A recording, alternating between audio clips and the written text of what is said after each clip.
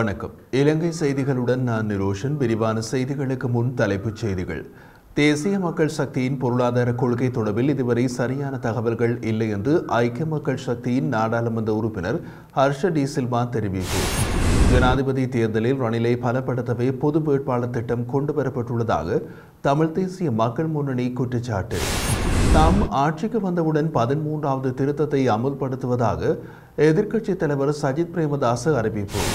சஜித் அனுர விவாதம் கேலியாக மாறியுள்ள அதே நேரம் தேர்தல் நடைபெறும் வரை இவர்களின் விவாதமும் வெறும் கதையாகவே மாத்திரம் இருக்கும் என்று ரோகித அபய குணவர்த்தன தெரிவிப்பு. தொடர்வது விரிவான செய்திகள். தேசிய மக்கள் சக்தியின் பொருளாதார கொள்கை தொடர்பில் மீண்டும் கேள்வி எழுப்பப்பட்டுள்ளது. தேசிய மக்கள் சக்தியின் தலைவர்கள் கட்சியின் பொருளாதார கொள்கை தொடர்பில் இதுவரையில் சரியான தகவல்களை வெளியிடவில்லை என ஐக்கிய மக்கள் சக்தியின் நாடாளுமன்ற உறுப்பினர் ஹர்ஷ டி சில்வா தெரிவித்துள்ளார். சர்வதேச நாணய நிதியத்துடன் தமது அரசாங்கம் செயற்படும் என கட்சியின் தலைவர் அனுரகுமார திசாநாயக்க அரச தொலைக்காட்சியொன்றில் கூறியுள்ள நிலையில் கட்சியைச் சேர்ந்த டில்வின் சில்வா, லால்காந்த, சுனில் ஹேந்தனுத்தி மற்றும் வசந்த சமரசிங்க போன்ற தலைவர்கள் சர்வதேச நாணய நிதியத்தினால் எந்த ஒரு நாடும் முன்னேறியதில்லை என்று கூறி வருவதாக அவர் குறிப்பிட்டுள்ளார்.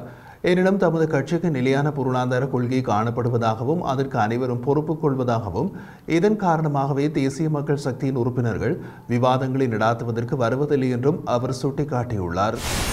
பெட்ரோலிய கூட்டுத்தாபனம், மக்கள் வங்கி மற்றும் இலங்கை வங்கி ஆகியவற்றுக்கு செலுத்த வேண்டிய கடனை செலுத்துவதற்கு அரசாங்கம் தீர்மானித்துள்ளது.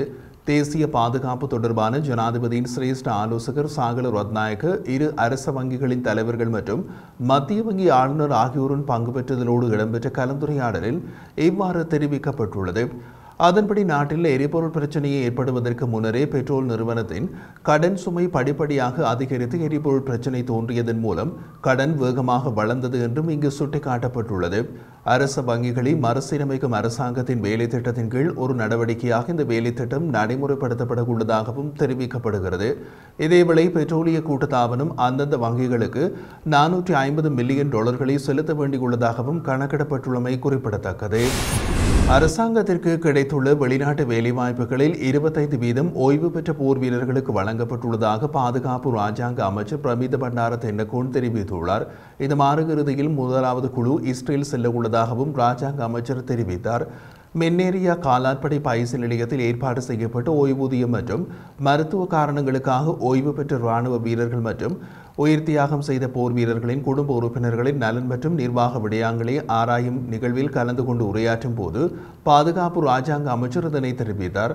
பாதுகாப்பு அமைச்சு, ஆயுதப்படைகள், போர் வீரர்கள் சேவை அதிகார சபை மற்றும் ஏனைய அரசு நிறுவனங்கள் இணைந்து போர் வீரர்களின் குடும்ப உறுப்பினர்களுக்கு சுகாதாரம், பொது நிர்வாகம், வங்கி சேவைகளை பெற்றுக் கொடுப்பதில் முன்னுரிமை வழங்கும் வேலை திட்டத்தை நடைமுறைப்படுத்த உள்ளதாகவும் அமைச்சர் பிரமித பண்டார தென்னகோன் குறிப்பிட்டார். அரசாங்கத்தினால் தற்போது நடைமுறைப்படுத்தப்பட்டு வரும் காணிகளுக்கான பரம்பரை திட்டத்தின் கீழ் போர் வீரர்கள் மற்றும் அவர்களது குடும்ப உறுப்பினர்களுக்கு முன்னுரிமை வழங்கி தற்போது அனுபவிக்கும் காணிகளின் உரிமைக்கான அனுமதி பத்திரம் வழங்க எதிர்பார்த்துள்ளதாகவும் ராஜாங்க அமைச்சர் தெரிவித்தார். சேவையில் ஈடுபடுவோர் மற்றும் ஓய்வு பெற்ற ராணுவ வீரர்களுக்கு சலுகை வட்டி வீதத்தில் விசேட கடன் வசதிகளை வழங்குவதற்கு முன்மொழியப்பட்டுள்ளதாக பாதுகாப்பு ராஜாங்க அமைச்சர் பிரமித பண்டார தென்னகோன் மேலும் தெரிவித்துள்ளார். தென்பகுதி சிங்கள கட்சிகள் ஜனாதிபதி தேர்தலை ரணிலில் பலப்படுத்த முயற்சிப்பதற்காக ரணிலால் திட்டமிடப்பட்ட பொது வேட்பாளர் நிலைமையினை தமிழ் தலைமைகளும் பொது அமைப்புகளும் நடைமுறைப்படுத்துகின்றன என்று தமிழ் தேசிய மக்கள் முன்னணியின் தேசிய அமைப்பாளர் தர்மலிங்கம் சுரேஷ் தெரிவித்துள்ளார். மட்டக்களப்பில் பொது வேட்பாளர் தொடர்பாக ஊடகங்களுக்கு கருத்து தெரிவித்த போது அவர் இவ்வாறு கூறினார்.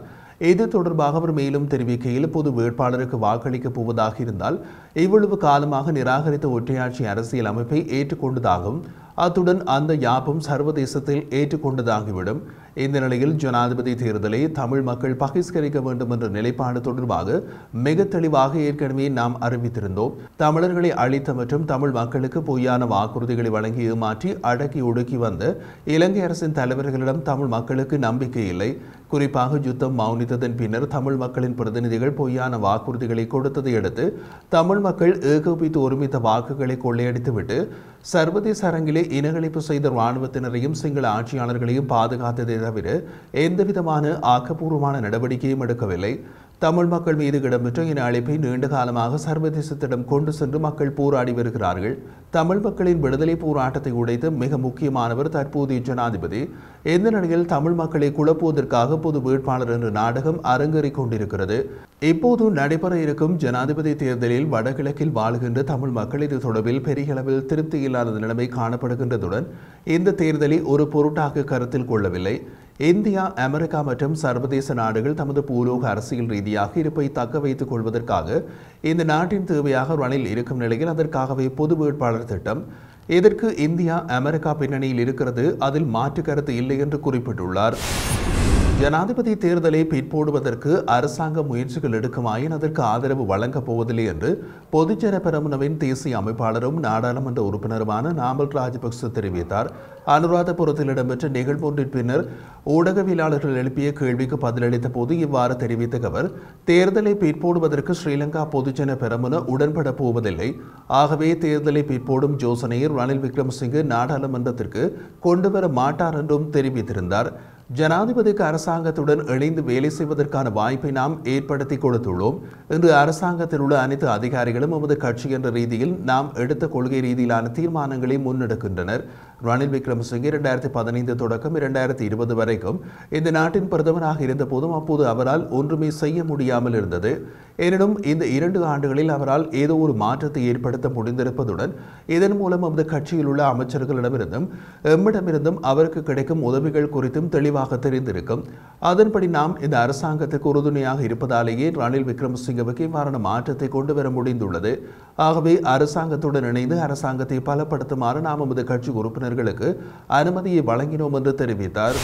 தாம் ஆட்சிக்கு வந்தவுடன் 13வது திருத்தத்தை அமுல்படுத்துவதாக எதிர்க்கட்சித் தலைவர் சஜித் பிரேமதாச தெரிவித்துள்ளார்.